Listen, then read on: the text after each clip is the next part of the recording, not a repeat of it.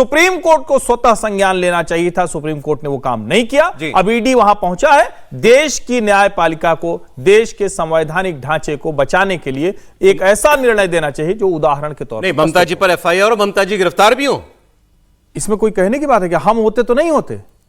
अरे अच्छा, अलग अलग कानून है। We the people of India में नहीं है ममता बनर्जी, धरती ऊपर है वो। नहीं, कौन करेगा? एफआईआर भी बंगाल पुलिस, कोलकाता पुलिस करेगी। हाँ, वही करेगी। और गिरफ्तार भी उन्हीं को और गिरफ्तार भी कोलकाता पुलिस करेगी। अच्छा, आपको बड़ी मजेदार बात होगी, तो बहुत ही मजेदार बात होगी।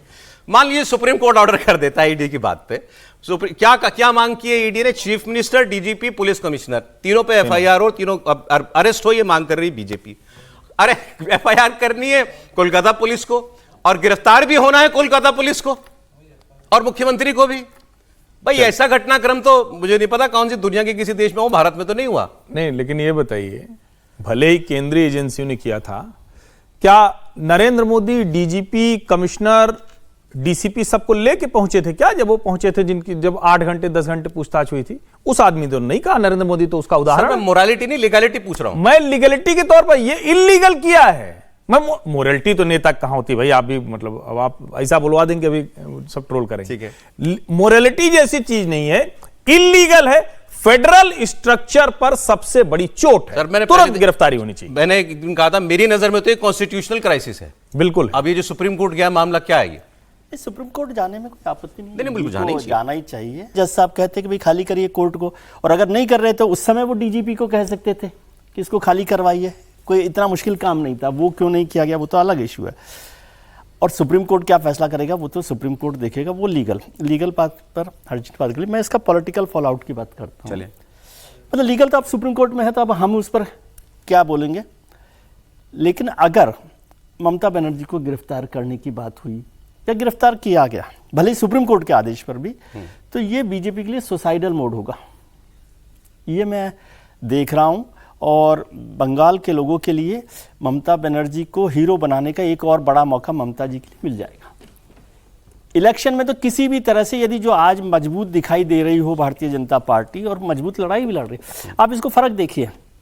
जिस दिन ये सारा मामला हुआ उस दिन जेपी नड्डा साहब, जो शायद आज तक तो अभी बीजेपी के प्रेसिडेंट हैं, अभी भी है, उन्होंने कोई रिएक्शन नहीं दिया। वो कोलकाता में थे उस समय, जिस समय ये सारा घटनाक्रम हुआ है वो कोलकाता में थे, लेकिन उन्होंने अवॉइड किया या नहीं किया, लेकिन मतलब उनका कोई रिएक्शन नहीं आया। और बीजेपी की सेंट्रल लीडरशिप में प्रधानमंत्री जी हैं, होम मिनिस्टर साहब हैं, जो होम मिनिस्टर साहब तो बंगाल को देख ही रहे हैं पूरी तरह से, उसमें से किसी ने भी इस पर रिएक्शन नहीं दिया, क्योंकि वो इसके पॉलिटिकल फॉल आउट को समझते हैं। आप कह रहे हैं पॉलिटिकली किसी सेंस में बीजेपी के लिए फायदेमंद नहीं है? किसी सेंस में नहीं, फायदेमंद नहीं है, 100% नुकसान वाला होगा, सुसाइडल होगा ये। लेकिन देखिए, एक बात तो ये है ना, ये बात हर्षवर्धन जी जो कह रहे थे, मुझे लगता है सभी इसमें सहमत होंगे। भाई कानूनी, हर्ष जी जो कह रहे हैं वो सही बात है। एक कानूनी प्रक्रिया में बाधा डालना, एक्शन लेना चाहिए। कानूनी प्रक्रिया में बाधा डालना ये एक ऑफेंस है, एक गुनाह है, और इस पर जेल होती है, मतलब सजा होती है, पहले तो गिरफ्तारी होती है। मुझे नहीं मालूम कि चीफ मिनिस्टर को कोई इम्यूनिटी प्राप्त जैसी कोई बात है या नहीं। चीफ मिनिस्टर को नहीं है, कोई इम्यूनिटी नहीं है। अगर कोई इम्यूनिटी नहीं है तो फिर एफआईआर और गिरफ्तारी दोनों बनती है ममता बनर्जी की, इसमें कोई शक नहीं है। उसमें एक चीज है कि ऐसी स्थिति में राज्यपाल से परमिशन लेनी पड़ती है। चलिए, तो कराने वाले वो भी करा लेंगे, अगर कराने की नौबत आई तो राज्यपाल साहब तो तैयार ही होंगे। तो ये तो सर वो हो गई ना, ये तो मतलब कि इससे ज्यादा वो क्या हो सकती है कि ममता बनर्जी ने जो चाहा वो कर भी लिया, और अब उनको सजा भी मिले तो भी फायदा उनका। मुझे नहीं लगता कि ममता बनर्जी का गिरफ्तार होगी तो उसको भारतीय जनता पार्टी के लिए कोई बहुत सुसाइडल मोड होगा। दिल्ली में जब अरविंद केजरीवाल गिरफ्तार हुए थे तब भी ये कहा गया था कि डी ने अरविंद केजरीवाल को गिरफ्तार किया है, उसकी पूरी सिंपैथी अरविंद केजरीवाल को मिलेगी। और अरविंद केजरीवाल तो उस पूरे मामले को चुनाव प्रचार में भुना रहे थे जिस तरीके से कि अगर आप चाहते हो कि मैं फिर से जेल न जाऊं तो भारतीय जनता पार्टी को चुनाव हराओ और आम आदमी पार्टी को चुनाव जिताओ। तो दिल्ली की जनता ने बता दिया कि भाई हम आपको जेल में ही देखना चाहते हैं, आपने जो किया है उसके लेके। तो ममता बनर्जी को लेकर जिस तरीके से ममता बनर्जी ने किया, मुझे संवैधानिक संकट खड़ा कर दिया। और मुझे लगता है कि पूरे देश की नजर सुप्रीम कोर्ट के ऊपर है कि सुप्रीम कोर्ट पर अंडरलाइन कर दूं, लेकिन आपने बात की कि दिल्ली में अरविंद केजरीवाल को भी जेल हुई, बिल्कुल कोई सिंपैथी नहीं मिली थी उसको, और प्रचार कर रहे थे उस बात को लेकर, कभी उसको सिंपैथी इस बात को लेकर नहीं मिली। मुझे लगता है कि अब पूरे देश की नजर सुप्रीम कोर्ट के ऊपर है, और सुप्रीम कोर्ट को तय करना है कि इतना बड़ा संवैधानिक संकट अगर एक मुख्यमंत्री खड़ा कर देती है कि वह जाकर ईडी को धमकाती है, केंद्रीय जांच एजेंसी को धमकाती है, उनकी फाइलें वहां लेकर जाती है, तो क्या वो यह जो ममता बनर्जी ने उदाहरण प्रस्तुत किया है क्या यह बाकी मुख्यमंत्री के लिए भी एक अनुकरणीय होगा?